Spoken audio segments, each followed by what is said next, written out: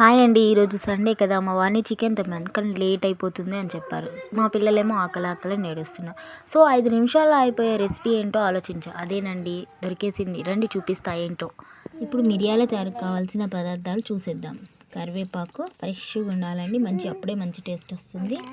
Next దీంట్లో మనం రోట్లో ముందుగా కాసింత జీలకర్ర వేసుకోవాలి.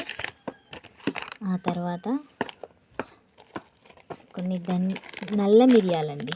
నల్ల మిరియాలంటే తెలుసు కదా, ఇక ఈ విధంగా ఉంటుంది. ఇవి కొన్ని వేసేసుకోవాలి. మీరు నానబెట్టే చింతపండుని బట్టి మనకు క్వాంటిటీ ఉంటుందండి.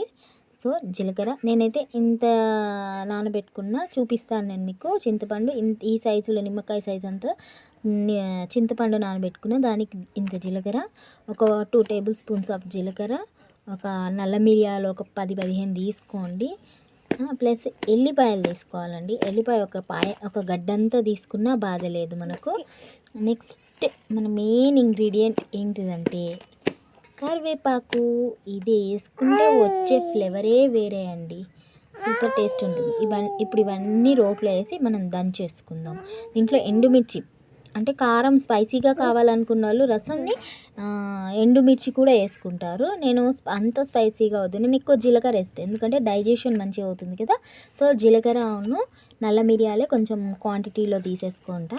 ఎండుమిర్చి పోపులో వేసుకుంటా కాకపోతే. సరే, దీన్ని ఇప్పుడైతే మనం మంచిగా దంచేసుకుందాము. చూద్దాం రండి. ఇదిగోండి చూడండి, ఈ విధంగా దంచుకొని పెట్టుకోవాలి. ఇప్పుడు దీన్ని పోపులు వేసి చారు ఏ విధంగా పెట్టుకోవాలో చూపించేస్తాను రండి. ముందుగా స్టవ్ ఆన్ చేసి దాని మీద గిన్నె పెట్టుకోవాలి. దాంట్లోకి మంచిగా హీట్ అయ్యాక ఆయిల్ వేసేసుకోవాలండి. ఆయిల్ హీట్ ఎక్కాక నేను చింతపండు నానబెట్టేసుకున్నానండి అరగంట ముందు వీల్లేదని అనుకుంటే ఒక 5 నిమిషాల ముందు వేడి నీళ్ళు వేసి నానబెడితే ఈజీగా నానిపోతుంది. ఆయిల్ హీట్ ఎక్కాక ఈ ఎండుమిర్చి వేసేసుకోవాలి. ఒకటే ఎండుమిర్చి వేసుకున్నాం, మీకు కావాలంటే ఇంకో కొన్ని వేసుకోవచ్చు. నెక్స్ట్ నేను ముందుగా ప్రిపేర్ చేసి పెట్టుకున్న మిశ్రమాన్ని కూడా యాడ్ చేసేసానండి. అది మంచిగా రోస్ట్ అవ్వనివ్వాలి, ఆ పచ్చివాసన అంతా వెళ్ళిపోవాలి ఎల్లిపాయది. నెక్స్ట్ చారుకు సరిపడా అంతా పసుపు వేసేసుకోవాలండి. ఇప్పుడు దీన్ని మంచిగా కలుపుకోవాలి. ఇది మంచిగా ఉడికిపోయి అంటే రోస్ట్ అయిపోయింది అన్న తర్వాత మంచిగా నానబెట్టుకున్న చింతపండుని మంచిగా పిసికేసి దాన్ని ఒకసారి కలిపేసుకొని దాంట్లో చింతపండు రసం యాడ్ చేసేసుకోవాలండి.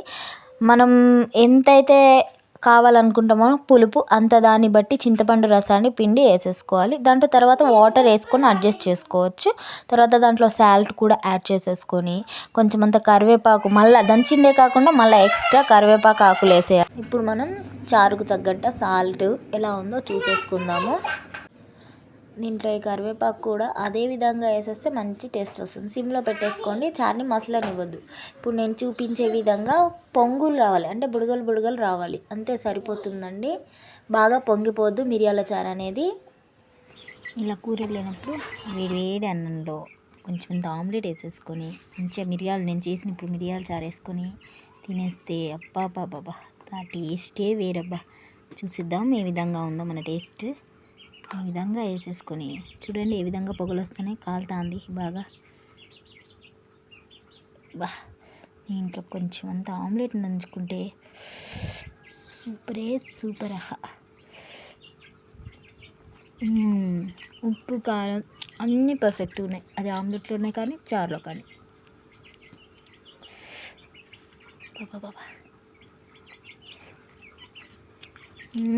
సూపర్ అండి, సూపర్. ఒకసారి మీరు ట్రై చేయండి, నచ్చకుంటే చేయకండి. మీరు కొట్టిన లైక్ వెనకకి తీసేసుకోండి, కానీ నచ్చితే మాత్రం లైక్ చేసి షేర్ చేసి సబ్స్క్రైబ్ చేయండి. ఇంకొక ముద్ద పెట్టేసుకుందాం.